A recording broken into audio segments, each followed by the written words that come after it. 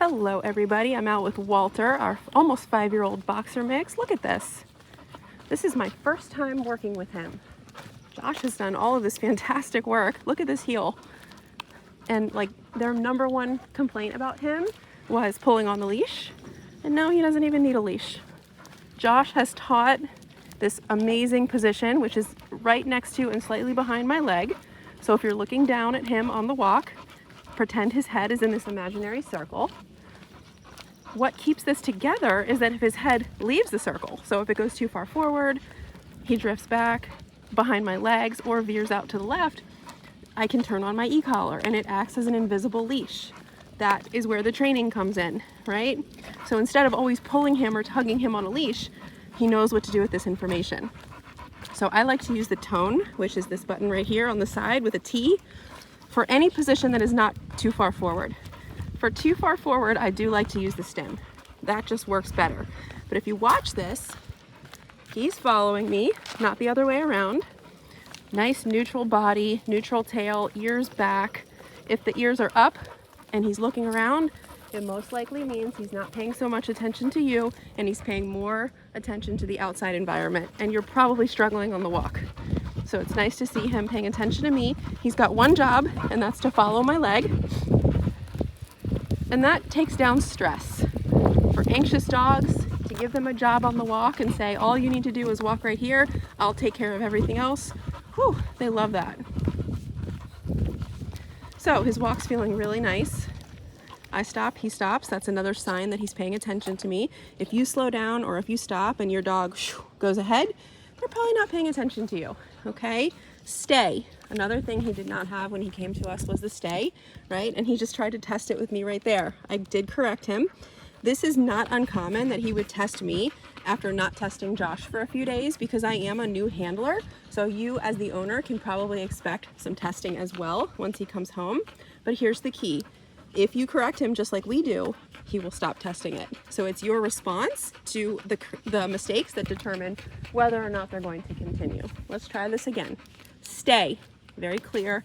Walk away, no. See how hard that is? So every time I said no, I clicked twice. Good. Stay and walk away is one of the most difficult things. We make it look easy because we usually post the dogs when they're finished, but it is really hard. They're always gonna wanna follow you. But you really need that stay to be solid if you wanna take them just about anywhere. So in order to keep this stay rock solid, we need to put our dogs in stays and then be ready to say, oh, mistake, correct them and put them back until it stops happening. Let's try it again. Stay. Good. So that time he was successful and he's even gonna lay down. That's telling me he's super committed to the stay, and he says, oh, I'm gonna use this as a coping skill. They like when I lay down, and look, he's even offering me a double down, which tells me he's really committed. Beautiful job. So dogs aren't gonna keep doing what's not working for them. Just remember that. So if your dog is continually breaking stays or breaking command, you have to ask yourself, what am I doing to prevent that from happening, right?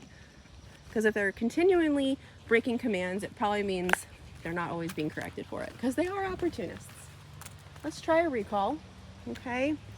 So recall is getting your dog to you from point A to point B. We like to use the tone, which is this T button on the collar, paired with the verbal. Walter, come.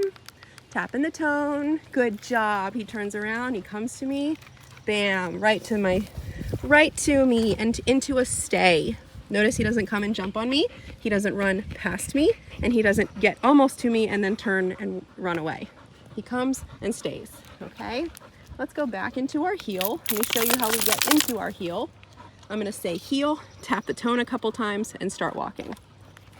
Heel, tap the tone a couple times, and he falls into that spot right next to my left leg.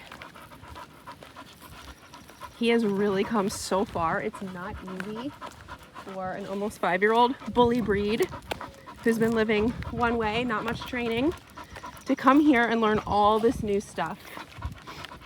But he's just doing so well. I'm very happy with the training that Josh did. All right, let's show you guys the release. I'm gonna stop. He stops because he's paying attention like a good boy. Good job. Stay. This time, instead of following me, did you notice that? He put himself into a sit. It's because he remembered from up there, oh, the last time they told me to stay and I didn't, I got a correction. So this time, in order to avoid the correction, I'm actually gonna stay. Such a good boy. So to release your dog for some free time, you're gonna say the word B-R-E-A-K. Break. Good boy. And now he's free. All right, and one other thing we always practice at every single opening threshold is waiting for permission. So an open door should not mean, there goes the dog, right? So he's waiting politely. He's looking up at me, we're connected. I'm gonna step in, he's waiting for it. Break, let's go. And then we come in and we're gonna go right on place. Place, I point, he gets on. Good boy. If he doesn't automatically lay down, you can just tell him D-O-W-N. This is what we do after an activity like a walk or a hike or any sort of outing. Watch this. Down. Oh, what a good boy. Instead of coming in the house, unclipping the leash, and letting them free roam, especially in a multi-dog household, you're gonna wanna use the place command. It is the #1 household management tool. Good boy.